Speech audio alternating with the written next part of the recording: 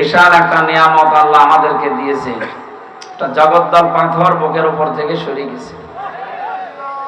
কয়েকদিন আগে মির্জা আব্বাস বিএনপির স্থায়ী কমিটির সদস্য, উনি ঘোষণা দেয়নি, ওনার অনুষ্ঠানে আমরা ছিলাম। বলছিল জীবনে যদি কিচ্ছু না পায় কোনো আফসোস নেই, হাসিনা চলে গেছে এইটাই শান্তি। জীবনে যদি আর কিচ্ছু না পায়, সারা জীবন যদি ভিক্ষা করেও খায় তাও ভালো, অন্তত এত বড় একটা বিশাল চ্যালেঞ্জে চলে গেছি, এর চাইতে আর বড় সান্ত্বনা কিছু নেই। কিন্তু এই সান্ত্বনাকে অনেকে ঠিক রাখতে পারছে না, অনেকে আবেগে উল্টাপাল্টা কাজে লিপ্ত হয়ে পড়ছে। তারা থামবে। আজকে তারেক রহমানের ভিডিও দেখেননি? এই যে সন্ধ্যা 7টায় একটা ভিডিও দিয়েছে, দেখেছেন আপনি? সে কি আফসোস করছে তার এই দলীয় কিছু শৃঙ্খল মানুষের কারণে বদনাম হয়ে যাচ্ছে? আপনি বাস্তবতা কিন্তু টের পাচ্ছেন না। সব নখদর্পণে আছে গোয়েন্দাদের, কে কোথায় কি করছে, কোথায় কার কাছে চাঁদাবাজি করছেন, সব কিন্তু তারা সব দেখছে। এই জন্য সাবধান। এখনো থালা হাতে পাননি, তাই যদি এমন করেন, থালা হাতে পেলে আপনি কি করবেন এটা জনগণ বুঝে ফেলছে। এই জন্য খুব সতর্ক। এত বড় বিশাল জালেম পৃথিবীর ইতিহাস যারা পাল্টিয়ে দিয়েছে। আমি 2006 সালের যে ঘটনা, 28 অক্টোবরে জসিম ভাইকে যারা পিটিয়ে হত্যা করেছিল, লাশের উপরে ড্যান্স দিয়েছিল। 7 সালে একবার সিরাজগঞ্জ থেকে বাড়ি যাচ্ছিলাম, বাসে তখন আসতাম, বাসের ড্রাইভারের পেছনে বসে আছি, মাঝখানে দেখলাম একটা কুকুর মরে পড়ে আছে। ও মাঝখানে দিয়ে বাম দিয়ে চালিয়ে দিল, গাড়িটা ঝাঁকি দিয়েছে। আমি বললাম, ভাই আপনি এমন করলেন, এখনই তো অ্যাক্সিডেন্ট হয়ে যেত। ড্রাইভার আমার বলছে, হুজুর দেখেন না একটা কুকুর পড়ে আছে, মরা কুকুর, আমি ডবল করে ওর গাড় উপরে চাকা চালাবো, আমার বিবেক নেই? আরে ভাই এ তো মরেই গেছে, মরা কুকুর মারলেই কি আর না মারলেই কি, ওকে কিছু টের পাবে? আর ড্রাইভার আমার বলছে, হুজুর আপনি কি আসলেই হুজুর নাকি ভ্যান ধরেছে? আপনি কেমন হুজুর? দেখছেন একটা মরা কুকুর পড়ে আছে, আমি ডবল করে আবার গাড়ির চাকা চালাবো, আমার বিবেক নেই? আমি বললাম, ভাই আপনার নাম কি? গোবিন্দ। কি? সুব্রত। তার মানে ওর ইমান নেই কিন্তু বিবেক আছে। এই কথা বোঝেন? ওর ইমান আছে, নাম শুনে বদল আছে, ইমান নেই কিন্তু বিবেক আছে। বিবেক আছে, এই জন্য মরা জিনিস, ইমান নেই, বিবেক থাকার কারণে মারতে পারে না। অথচ আমরা এদেশে মুসলমান দাবি করি, সৃষ্টির শ্রেষ্ঠ যারা আশরাফুল মাখলুকাত, এদেরকে আপনি পিটিয়ে মারার পরে লাশের উপরে ড্যান্স দিলেন। সবচাইতে মারাত্মক শাপলা চত্বরের ঘটনাটা, এর চাইতেও মারাত্মক ঘটনা ঘটিয়েছেন 2024-এর জুলাই আগস্টে। জীবিত মানুষকে বুকের সাথে গুলি লাগিয়ে হত্যা করার পরে ওটা আবার ভ্যানের উপরে তুলে দিচ্ছে, লাশ পুড়িয়ে দেবে। এই দৃশ্যগুলো এত তাড়াতাড়ি মানুষ ভুলে যায় কি করি? এখনই যদি আপনি দহরম মহরম শুরু করে দেন যে না আপনারা আসেন, আপনাদেরকে 50টা সিট দিয়ে দেব, এ দেশ কি আপনার বাবার দেশ নাকি? 2732 জন মারা গেছে, এগুলো জীবন ফিরিয়ে দেন। উল্টা পাল্টা কথা বলবেন না। মৌলবাদের জিকির তুলেছিলেন কয়দিন? এই ধোয়া তুলেই তো 15.5 বছরে এই কুলাঙ্গার মহিলা আলেমদের সহ শুরু করে বহু মানুষকে মিথ্যা মামলা দিয়ে জেল খাটিয়েছে, গুম করেছে, খুন করেছে, আয়না ঘরে রেখেছে। এই শুধু এই একটা ধোয়া তুলে তামাম দুনিয়া এখন আর বিশ্বাস করে না। প্রমাণ হয়ে গেছে এটা একটা নাটক, এটা বানিয়েছিল নিজেদের স্বার্থে। তাদের ফাঁদে পা দিয়ে এখন অনেকে দেখছে এই নাটক আবার শুরু করেছে। মৌলবাদ বলেন আপনি? বাংলাদেশে যদি আলেমদেরকে ইসলামপন্থী মানুষদের কাছে চায় মৌলবাদ বলে, তার জন্মের ঠিক নেই। কারণ মৌলবাদ না হলে আপনি জন্ম জানিয়েছেন আপনার বাবা মার বিয়ে হওয়ার না হওয়ার মাধ্যমে। বিয়ে হওয়ার আগে যদি কেউ জন্ম নেয় ওটা জারজ না? আর বিয়ের পরেও জন্ম নিল, বিয়ে হয়নি, তা আপনি এই কথা আর বলবেন না। মানুষ কিন্তু বুঝে ফেলছে যে আপনি কোন দিকে টান দিন। আশা করছে আপনার বিবেকে নাড়া দেবে। এরপরও যদি নাড়া না দেয়, বুঝবো আপনি ওই জালেমের মতোই হয়ে গেছে। আমরা এই শব্দ ভবিষ্যতে আর কারো মুখে শুনতে চাই না। ৯৬% মুসলমান এই দেশে। মৌলবাদ বললে যেখানে ৯৬% খ্রিস্টান, হিন্দু, ওখানে যান। সুতরাং আমারও জীবনের আশা আকাঙ্ক্ষা এই, কিচ্ছু যদি না পায়া সারা জীবন যদি আমি ভিক্ষা করে খাই, তাও আলহামদুলিল্লাহ। কারণ এতদিন যা ছিলাম, এই বাক শক্তিটা রুদ্ধ হয়েছিল, আমাদের কথা বলতে পারতাম না। এমনকি জালেমরা জেলখানায় এই 3টা বছরও আমার গলা চেপে ধরেছিল, ওখানেও কথা বলতে দেয়নি।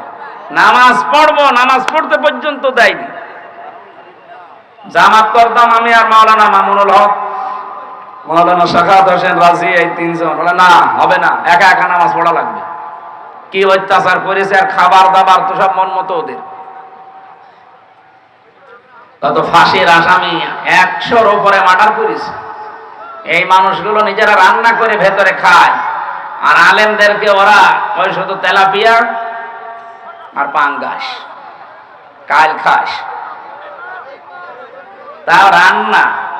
10,000 মানুষ এই ছেলে, আমার মনে হয় রান্না নয়, ঘাটের পানি নিয়ে এসে দেয়। খেলে খান, না খেলে রোজা রাখেন। ঘাত প্রতিঘাত সহ্য করে বহু কষ্ট জীবনে ওরা দিয়েছে এই 3টা বছরে। আল্লাহ রাব্বুল আলামিন আমাদেরকে আবার মুক্ত জীবনে ফিরিয়ে দিয়েছেন। খালাকাল ইনসান আল্লামাহুল বায়ান। আল্লাহ বলেন, আমি মানুষ বানিয়েছি আর কথা বলা আমি শিখিয়েছি। এই যে কথা বলতে পারছি, আমার এই কণ্ঠের এই জায়গা থেকে 27টা ধাক্কা লাগছে, এরপর একটা কথা তৈরি হচ্ছে। 27টা স্তর পার করে একটা কথা তৈরি হয়, আর জালেমরা সেটা আটক করে রেখেছিল এতদিন। অন্তত এখন যেহেতু ছাড়া পেয়েছি, কণ্ঠ এখন খোলা। যাদের কণ্ঠ এরকম খোলা আছে, বলেন আলহামদুলিল্লাহ।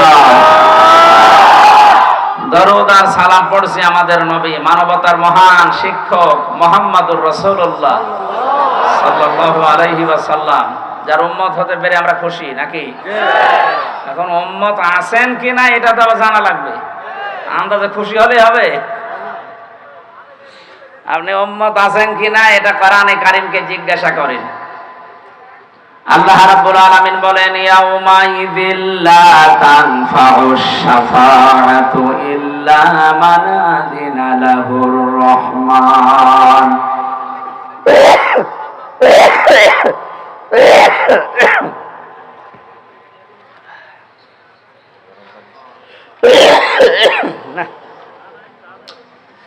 কাশিটা তো বন্ধই হচ্ছে না, কি ঝামেলা। গরম পানিতে কি হবে?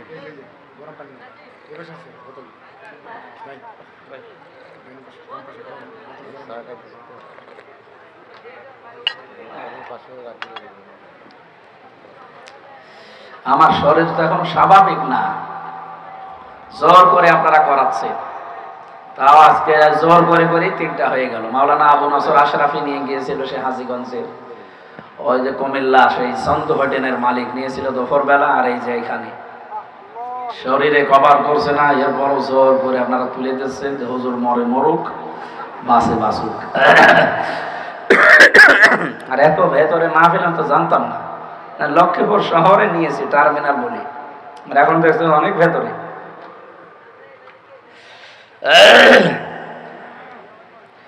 64 জেলায় আমার মনে হয় এক জেলায় 2টো করে দিলেই হয়ে যায়।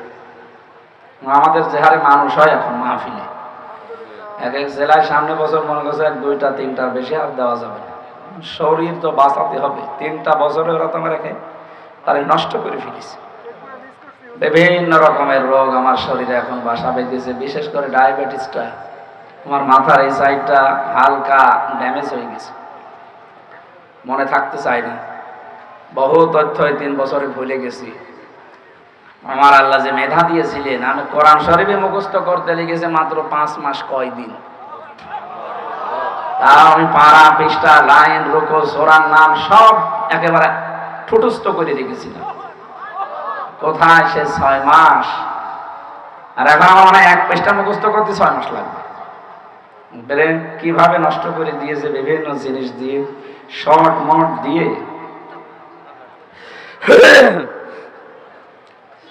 আল্লাহ রাব্বুল আলামিন আমার মনে হয় ভেতরে যেহেতু 3টা বছর খালি কোরআন শরীফ ছিল বলে বেঁচে ছিলাম, তাছাড়া বহু মানুষকে আমি মরে যেতে দেখেছি। জেলখানায় মানুষ যারা মরে টেনশনে মরে, অথচ কোনো কাজ নেই, কোনো কাজ নেই, কাম নেই, খালি বসে বসে খাবেন আর থাকবেন, ঘুমাবেন, তারপরও মানুষ মরে যায়, টেনশনেই মানুষ মরে যায়। আর আমাদের তো আরো রেখেছে ওইভাবে 24 ঘন্টা তালা লাগানো, ফাঁসির কন্ডেম ছেলে। আমার মামলা যা, আমার তো বাড়ি রাখার দরকার। আমার যে মামলা দিয়েছে একটা আমার সন্দেহ করে ধরে নিয়ে গেল, অথচ আমাদের রেখেছে ফাঁসির ওই কন্ডেম ছেলে, যেখানে মার্ডার মামলার আসামিরা থাকে, যাদের যাবজ্জীবন জেল হয়ে গেছে, এইরকম জায়গায় আমাদের রেখে দিয়েছে। মানে এত কষ্ট দিলে নিজেই তো থাকতে পারলেন না, আবার যাওয়ার সময় যদি একটু বলে যেতেন যে হামসা চলে যাচ্ছে, দোয়া করুন, কিছুই বললেন না।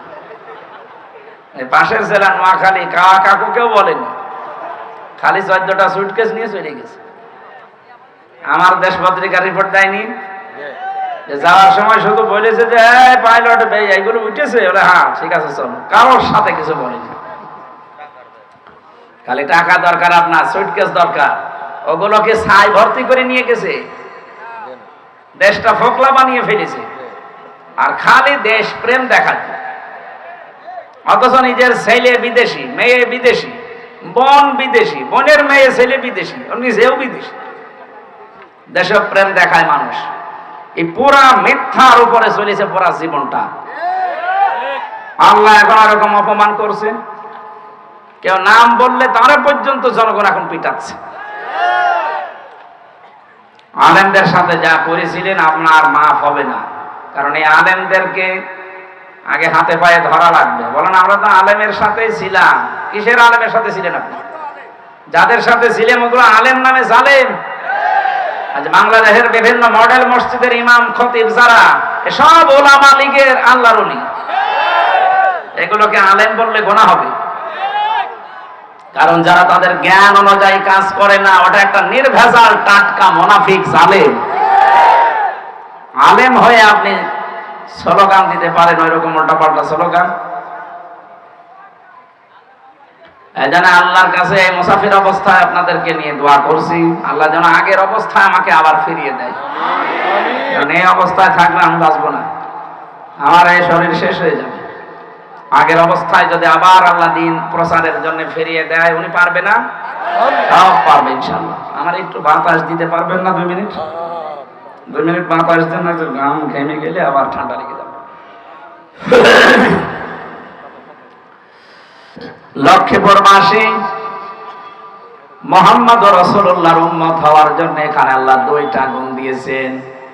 কেউ যদি কিয়ামতের দিন নবীর সুপারিশ পেতে চায়, ইয়াউমাইদিন, সেই দিন, লা তানফাউ নাফা ইয়ানফাউ, মানে উপকার পাওয়া।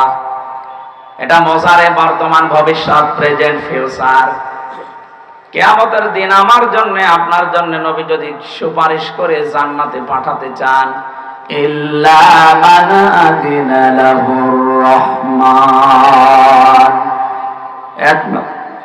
এক নম্বরে আমার অনুমতি থাকা লাগবে। আল্লাহ বলবেন যে যা তোরে অনুমতি দিলাম। 2 নম্বরে ওয়ারাদিয়াল্লাহু কাওলা, আমি যে কথাবার্তা বলি এ কথার উপরও আল্লাহর রাজি থাকা লাগবে।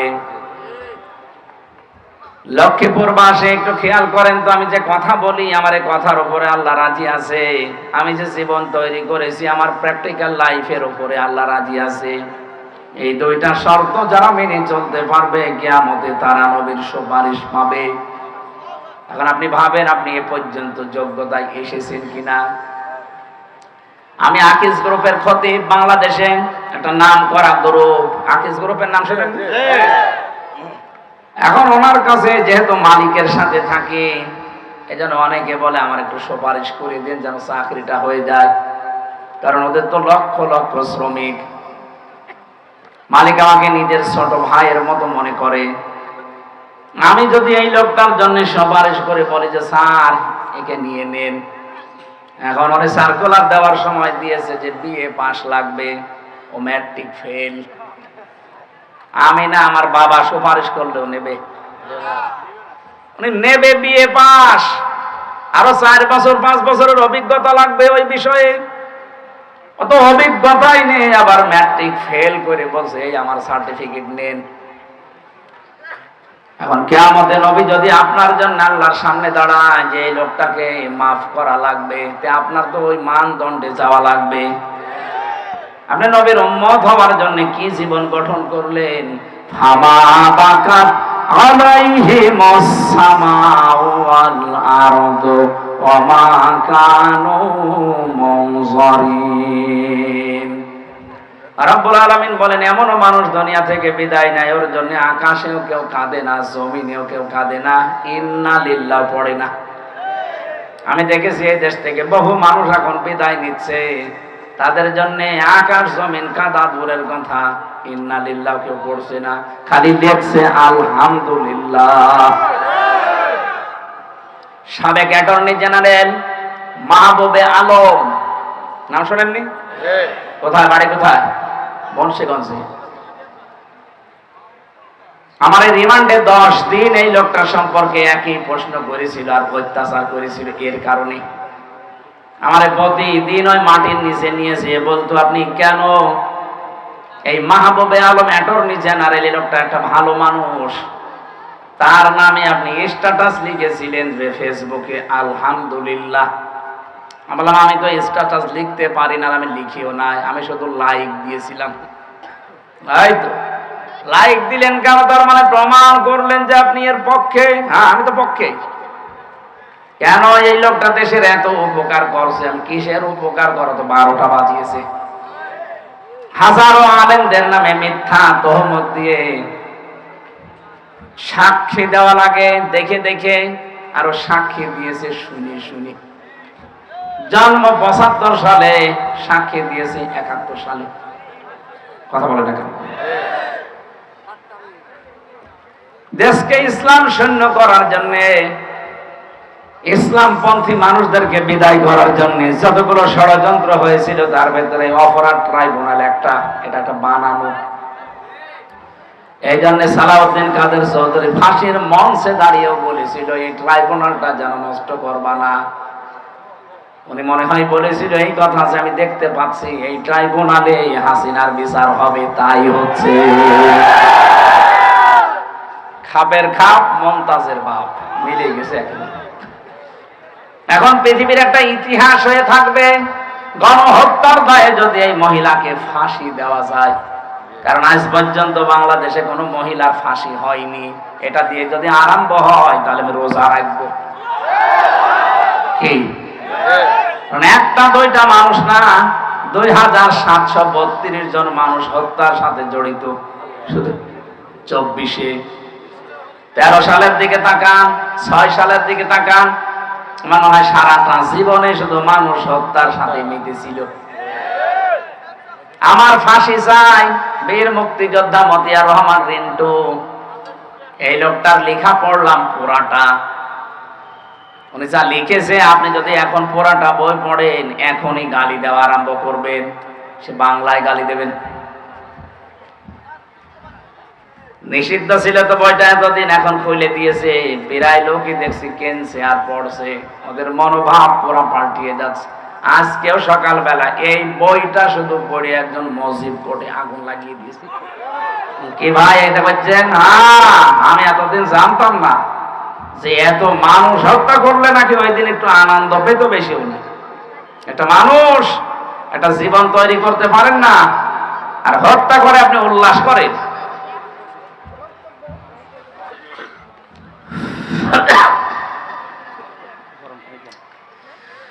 আমার ভাইরা, বাস্তবতা এইটা, আমি যদি সত্যি সুপারিশের যোগ্য হয়ে না থাকি, নবীজি না তামাম পৃথিবীর সব কিছু আমার জন্য বললো, মালিক আমাকে নেবে না।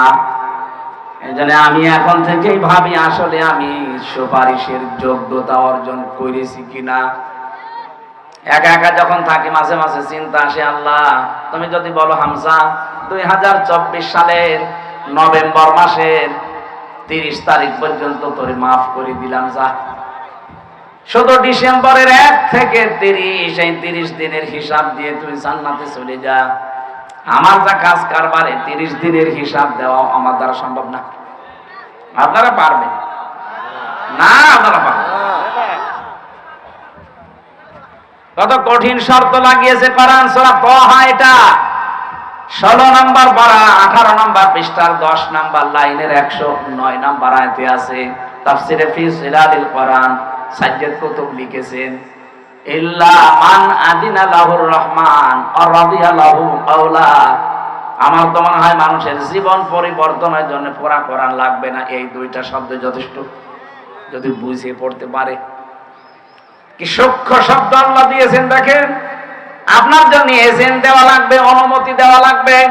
আমি যদি ভাইয়ের জন্য আকিসের মালিককে কিছু বলি, উনি তো আমাকে আগেই অনুমতি দিয়ে রাখবে যে আপনাকে আমি বললাম এরকম কোন মানুষ পেলে আপনি দেবেন। সেই যোগ্যতায় তো উনি পৌঁছাতেই পারেননি। উনি নেবে বিএ পাশে ম্যাট্রিক ফেল, হবে? 2 নম্বরে রাদিয়াল্লাহু কাওলা, এটা আরো গুরুত্বপূর্ণ। নবী আপনি যার জন্য সুপারিশ করবেন আমার কাছে, ওই লোকটা কথাবার্তা যা বলে দুনিয়ায় তার উপরও আমার রাজি থাকা লাগবে। এমনও তো এই দেশ থেকে বিদায় নিয়ে চলে গেল, এখন পালিয়েছে, হয়তো 100টা কথা বলতো, 99টা মিথ্যা কথা। বিশেষ করে হাসান মাহমুদ, ওর জীবনে কোনো সত্য কথা আছে বলে আমার মনে হয় না। 2 নম্বরে কাওয়া কাকু, কথা বলছেন না কেন? ও কাওয়া জীবনে একেবারে মরণের ঘর থেকে ঘুরে আসলো, মনে হল্লাম যে যাই হোক একটু বেশি গেছে, যখন আল্লাহ বিল্লাহ করবে, ওরে বাবা শয়তানি আরো বেড়ে গেছে। কথা বললেই শুধু মিথ্যা কথা বলে আর মানিয়ে বলে আন্দাজে। মাসুদ তুমি ভালো হয়ে যাও, তো ভালো হয়ে করবে কি? ওকে ভালো হতে দিয়েছেন আপনি?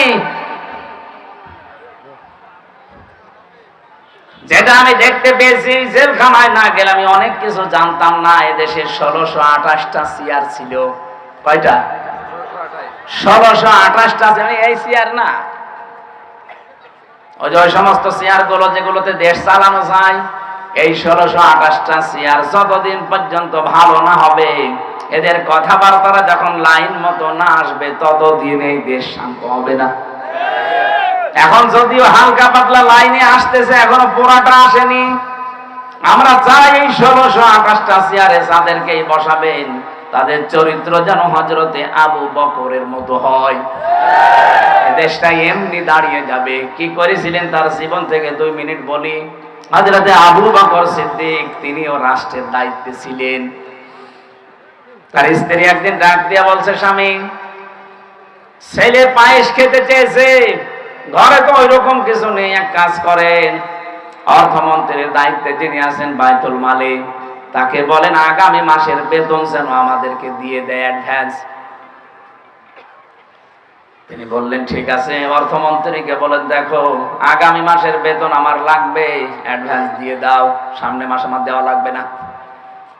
অর্থমন্ত্রী ওই রকম, উনি ডাক দিলেন, খলিফা আপনি যে আগামী মাস পর্যন্ত বাঁচবেন সেটা লিখে দেন, আর আগামী মাস পর্যন্ত জনগণ আপনাকে চেয়ারে বসিয়ে রাখবে, ওইটার গ্যারান্টি দেন।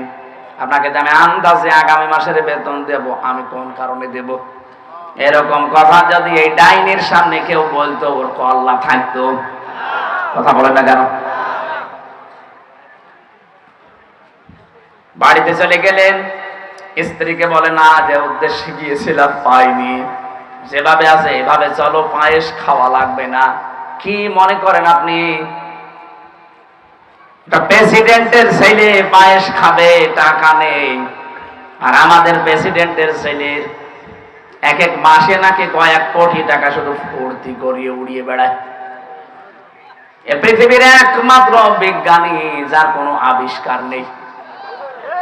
হ্যাঁ, পৃথিবীর একটাই মাত্র বিজ্ঞানী আছে যার কোনো আবিষ্কার নেই। বিজ্ঞানী হতে হলে তা আবিষ্কার করে বিজ্ঞানী হওয়া লাগে।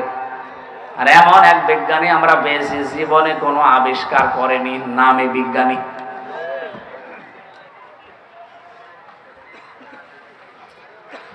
লক্ষ্মীপুরবাসী, বিএনপি যারা করেন তাদেরকে আমি আহ্বান জানাচ্ছি, আপনার চরিত্র জিয়াউর রহমানের মতো তৈরি করেন।